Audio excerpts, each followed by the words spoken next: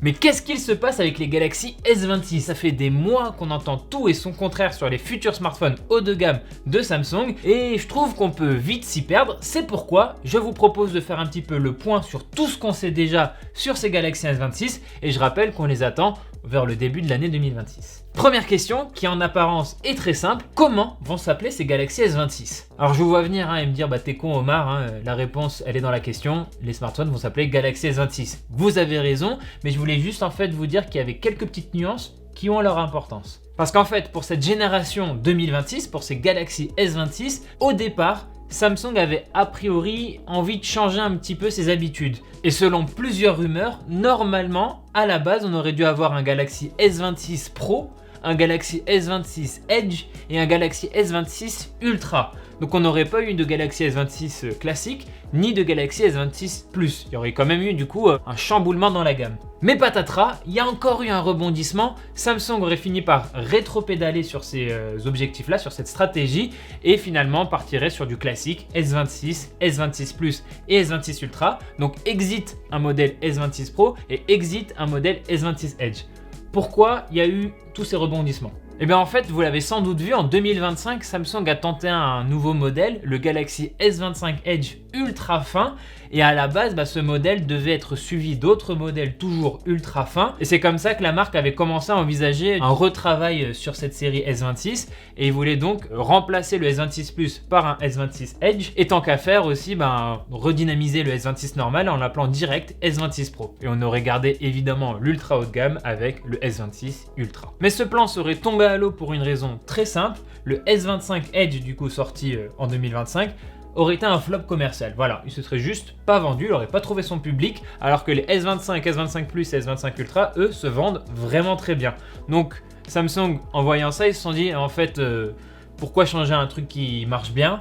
On va garder en fait cette formule qui fonctionne bien et tant pis pour les S25 Edge, vaut mieux l'annuler que continuer à s'enfoncer là-dedans dans un truc qui de toute façon ne se vend pas. D'ailleurs cet échec du Galaxy S25 Edge il est pas du tout surprenant, On a le même son de cloche avec l'iPhone Air d'Apple qui se vend pas du tout comparé à un iPhone 17. Et pourquoi je vous parle autant de toute cette histoire autour des noms des Galaxy S26? Tout simplement parce qu'en fait, ce plan initial de Samsung, il était valable jusqu'à très tard et c'est apparemment tout récemment qu'ils ont changé de décision et ça va avoir un impact potentiel sur la date de sortie des smartphones.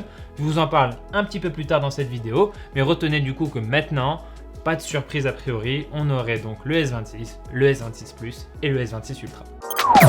Maintenant, à quoi vont ressembler ces Galaxy S26? Vous le voyez dans ces visuels déjà très crédibles et fiables, ils vont ressembler au Galaxy S25. Surprise. Mais par contre, si vous regardez de plus près, vous allez voir qu'au niveau du bloc photo, il y a une petite différence. Quand sur les S25, on avait 3 caméras bien distinctes qui semblaient sortir directement du dos du smartphone, là, sur les S26, on aurait les 3 caméras qui seraient reliées par une sorte de base commune qui elle-même dépasserait en relief. Donc on aurait un petit truc qui dépasse en relief, c'est le module photo, le bloc photo. Et de ce bloc photo, on aurait encore 3 caméras qui en ressortent. Donc je sais pas si c'est le meilleur choix pour du premium. À voir aussi ce que ça donnera dans la vraie vie. Là, on se base sur des visuels, sur des rendus. Voilà, c'est un petit détail quand même qu'on peut observer. Et notez que même le Galaxy S26 Ultra serait a priori concerné par ce changement esthétique. Même s'il a plus de caméras, en fait les 3 caméras tout à gauche seraient reliées par ce même bloc photo. Donc voilà, toute la gamme serait concernée par ce changement esthétique. Maintenant, du reste, les Galaxy S26, ils auront un design très Samsung. Ils ont trouvé leur ADN maintenant il y a quelques années. Et c'est juste de petits ajustements ici et là. Mais voilà, on va pas être perdu, on va pas être là. Mais mon Dieu, qu'est-ce qui se passe? Non, un Galaxy S26 ressemblera beaucoup à un Galaxy S25. Pour ce qui est des écrans, on devrait retrouver a priori ce qu'on avait sur le S25. Donc 6,2 pouces pour le S26, 6,7 pouces pour le S26 Plus et 6,9 pouces pour le S26 Ultra. À chaque fois OLED et 120 Hz adaptatif et une qualité d'affichage digne de Samsung, donc du très très bon normalement, sauf catastrophe industrielle. Mais la nouvelle technologie la plus intéressante, elle se cacherait sur le S26 Ultra avec un filtre de confidentialité intelligent.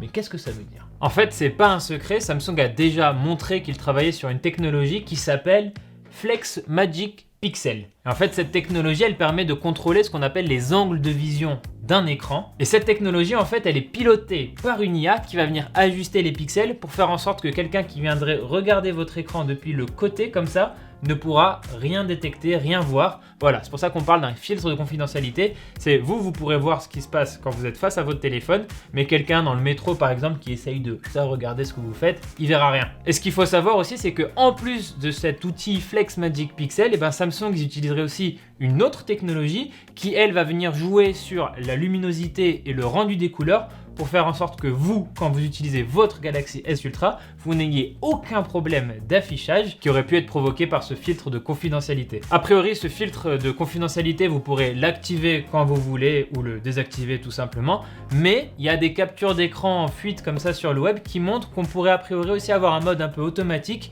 et qui s'active automatiquement quand vous allez sur des applications un peu sensibles, typiquement l'application de votre banque. Mais ce filtre, il pourrait aussi s'activer automatiquement quand le téléphone détectera que vous êtes dans un lieu public et du coup avec beaucoup de monde autour de vous. Et c'est là où on a encore quelques petits doutes sur le fonctionnement concret. Alors déjà on peut se dire que ça utilisera des données de géolocalisation et l'accéléromètre pour un peu détecter si vous êtes par exemple dans un bus, je sais pas. Mais on peut se demander si cette activation automatique elle sera vraiment toujours pertinente, toujours précise, ou est-ce que des fois il fera un peu n'importe quoi. Mais voilà, vous avez l'idée globale. Sur un Galaxy S26 Ultra, a priori tout ce qui est affiché sur votre écran pourra toujours être à l'abri des regards indiscrets.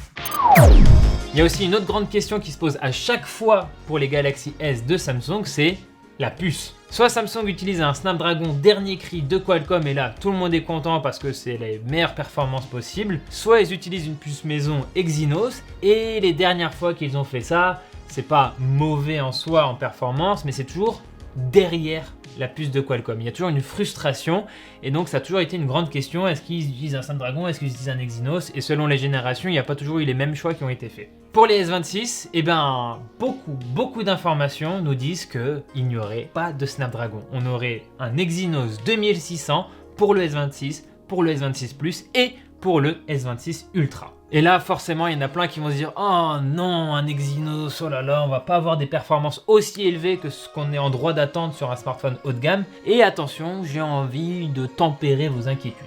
Parce qu'a priori, Samsung aurait quand même bien compris que ces Exynos, c'était pas le top du top. Et ils auraient bien travaillé sur cet Exynos 2600 gravé en 2 nanomètres. Et il y a des premiers résultats qui ont commencé à fuiter un petit peu sur le web. Et c'est très prometteur sur le papier. Donc théoriquement, ce serait vraiment très puissant. Par exemple, on parlerait ici d'une puissance de calcul pour l'IA, pour l'intelligence artificielle, 6 fois supérieure à celle de la puce Apple A19 Pro. Et on aurait aussi des performances graphiques jusqu'à 29% supérieures à la dernière puce de Qualcomm, le Snapdragon 8 Elite Gen 5. Donc voilà, encore une fois, c'est de la théorie, c'est à vérifier concrètement dans un test quand les smartphones sortiront, évidemment. Mais si on a envie d'être un petit peu optimiste, ces chiffres peuvent un peu nous rassurer, nous faire dire que l'Exynos 2600, peut-être qu'enfin, il va envoyer du bois. En tout cas, on croise les doigts parce que tout porte vraiment à croire qu'on va avoir un Exynos 2600 sur tous les modèles. Et en plus de ça, et c'est potentiellement une bonne nouvelle,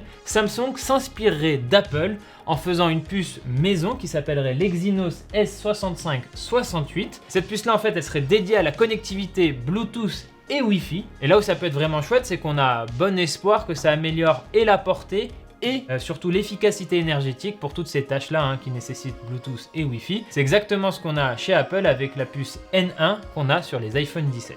Bref, en fait, en ayant encore plus de hardware maison dans ces smartphones, forcément, on peut imaginer que Samsung a un meilleur contrôle et donc c'est pour ça que je parle de meilleure efficacité énergétique, etc. C'est plus on contrôle bien le hardware de son téléphone, plus on peut ajuster tout plein de petits détails et optimiser de bout en bout l'expérience. En tout cas, croise les doigts. Bon là je vous parle d'efficacité énergétique mais malheureusement à l'heure où on tourne cette vidéo on n'a pas vraiment d'informations sur les batteries de ces Galaxy S26. Sachez quand même que pour le Galaxy S26 Ultra il y a quelques rumeurs qui disent qu'on aurait une charge rapide améliorée du coup qui va au-delà de 45 watts. A priori on pourrait même s'attendre à du 60 watts.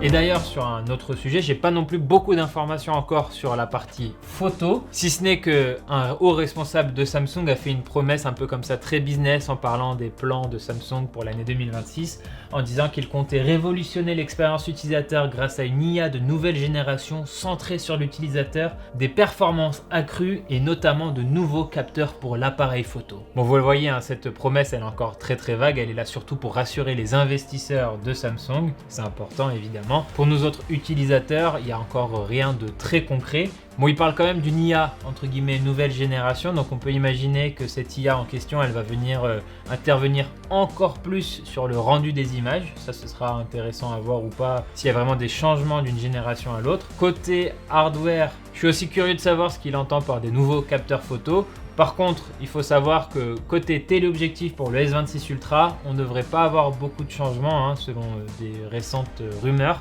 Donc attendez-vous toujours à un x3 optique et un x5 optique sur le S26 Ultra, ce qui est déjà très bien. Moi personnellement, les Ultra de Samsung, je les adore pour leur polyvalence photo. Après, je suis pas contre quelques petites nouveautés ici et là pour me faire plaisir.